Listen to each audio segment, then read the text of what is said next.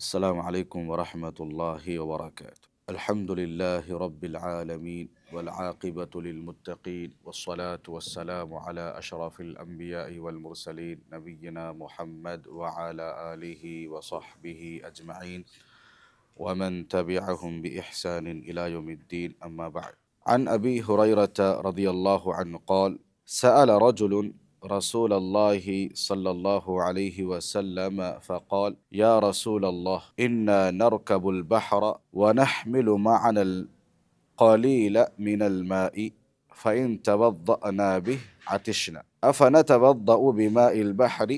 فقال النبي صلى الله عليه وسلم: هو الطهور ماؤه والحل ميتته، اخرجہ ابو داود۔ ابو ہریرہ رضی اللہ عنہ سے روایت ہے، ایک آدمی اللہ کے نبی صلی اللہ علیہ وسلم کی خدمت میں حاضر ہوا اور عرض کیا: اے اللہ کے رسول، انا نرکب البحر ونحمل معنا القلیل من الماء، ہم سمندر میں سفر کرتے ہیں، ہمارے ساتھ تھوڑا بہت پانی ہوتا ہے۔ فَإِن تَوَضَّأْنَا بِهِ عَطِشْنَا، اگر ہم اس پانی سے وضو کریں تو ہم پیاسا ہو جائیں گے، ہمارے لیے پانی پینے کے لیے اچھا پانی نہیں رہے گا۔ أَفَنَتَوَضَّأُ بِمَاءِ الْبَحْرِ، کیا ہم سمندر کے پانی سے وضو کر سکتے ہیں؟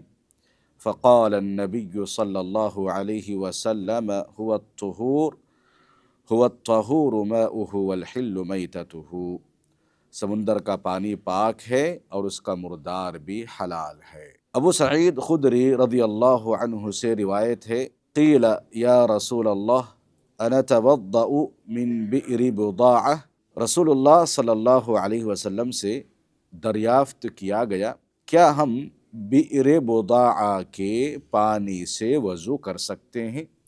بئر بضاعہ، بئر مانے کنواں، بضاعہ کے کنویں کے پانی سے ہم وضو کر سکتے ہیں۔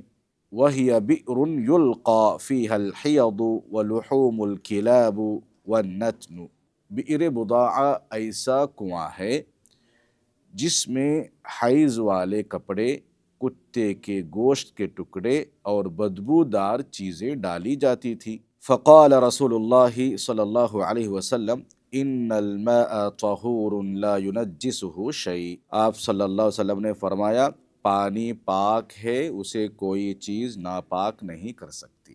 پانی انسان کیا بلکہ دنیا کی ہر مخلوق کے لیے بہت ضرورت کی چیز ہے پانی، اور انسانی زندگی گزارنے کے لیے بھی پانی کا بہت اہم رول ہوتا ہے۔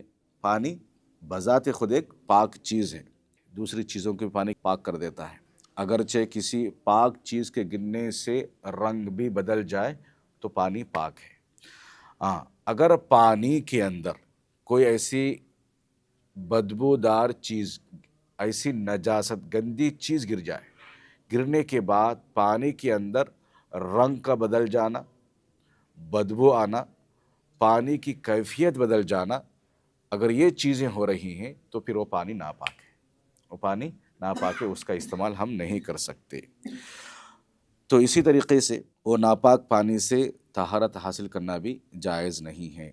البتہ سمندر کا پانی پاک ہے، اسے وضو کے لیے استعمال کیا جا سکتا ہے۔ انس رضی اللہ عنہ سے روایت ہے، جاء اعرابی فبال فی طائفۃ المسجد، ایک بدو آیا، مسجد میں پیشاب کرنے لگا، فزجرہ الناس، لوگ اسے ڈانٹنا شروع کر دیا، فنہاہم النبی صلی اللہ علیہ وسلم، اللہ کے نبی صلی اللہ علیہ وسلم نے صحابہ کرام کو روکا ڈانٹنے سے۔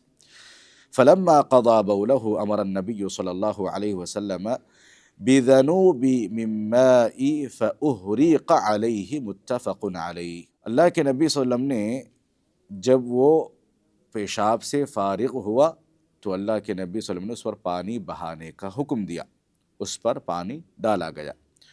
ابو ہریرہ رضی اللہ عنہ سے روایت ہے، نبی کریم صلی اللہ علیہ وسلم نے فرمایا، اذا وطئ احدکم بنعلہ الاذى فان التراب له طہور، اخرجہ ابو داود۔ جب تم میں سے کسی کے جوتوں پر گندگی لگ جائے تو بے شک مٹی اسے پاک و صاف کر دیتی ہے۔ ابو سمح رضی اللہ عنہ سے روایت ہے، رسول اللہ صلی اللہ علیہ وسلم نے فرمایا یغسل من بول الجاریہ ویرش من بول الغلام، لڑکی کے پیشاب سے کپڑا دھویا جائے گا، لڑکے کے پیشاب سے کپڑے پر پانی چھینٹے مارے جائیں گے۔ ابو ہریرہ رضی اللہ عنہ سے روایت ہے، رسول اللہ صلی اللہ علیہ وسلم نے فرمایا طہور اناء احدکم اذا ولغ فیہ الکلب ان یغسلہ 7 مرات اولاہن بالتراب، اخرجہ مسلم۔ تمہارے برتن کی پاکی جب کتا اس میں منہ ڈال کر پیے تو یہ ہے کہ اس کو 7 بار دھوئیں، پہلی بار مٹی سے دھونا چاہیے۔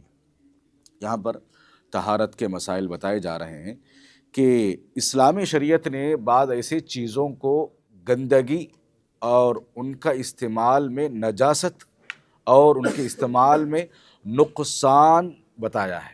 جب شریعت کسی چیز میں نقصان بتاتی ہے، اس میں گندگی بتاتی ہے شریعت، اور اس میں کہتی ہے کہ نجاست ہے، تو اس کے اندر بہت ساری حکمتیں ہو سکتی ہیں۔ وہ حکمت کیا ہے اللہ ہی بہتر جانتا ہے۔ تو اسی لیے انسان کو جو شریعت نے اس میں نقصان بتایا ہے، جس میں گندگی کی وجہ بتائی ہے، تو اسے رکنا بہت ہی بہتر ہے۔ اور انسان کے جوتے چمڑے، جوتا پہنا ہوا ہے یا موزے پہنا ہوا ہے، اس پر گندگی لگ جائے تو انسان اگر مٹی پہ رگڑ دے تو اس کے لیے ہی کافی ہے۔ اگر رگڑنے کے باوجود بھی وہ ظاہر ہو رہا ہے تو پھر اس کو آگے چل کر آپ دھو سکتے ہیں۔ اور اس کے بعد جو ہے یہاں پر بچے اور بچی، جب لڑکا چھوٹا دودھ پیتا ہوا بچہ اگر پیشاب کرے لڑکا، تو اس پر حکم کیا ہے؟ اس کے پیشاب پر پانی چھڑکنے کا حکم ہے، پانی چھڑکنے کا حکم ہے۔ اگر دودھ پیتی بچی لڑکی اگر پیشاب کرتی ہے تو باقاعدہ اس کو پانی سے دھویا جائے گا، اسے کپڑے سے صاف کیا جائے گا۔ یہ اللہ کے نبی صلی اللہ علیہ وسلم کے تعلیمات ہے۔ اور اسی طریقے سے آپ کے برتن میں کتا منہ ڈال دیا، یہ کتا جو ہے نجس ہے، کتا ہے گندا ہے اور نجس ہے، اس کو پالنے میں بھی نقصان ہے، اس کے پالنے میں بھی نقصان ہے۔ اس کے مقابلے میں بلی ہے، یہ پاک ہے۔